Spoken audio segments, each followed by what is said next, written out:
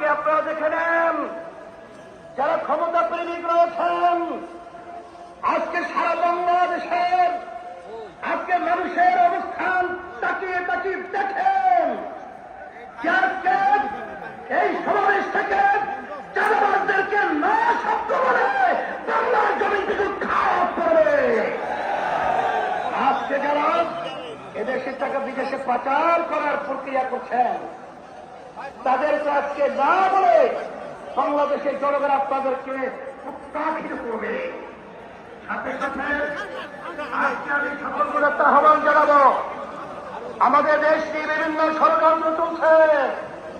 যদি আমরা একাকার হয়ে যারা দেশ প্রেমিক রয়েছেন, যারা ইসলাম প্রেমিক রয়েছেন, যারা মানবতা প্রেমিক রয়েছেন,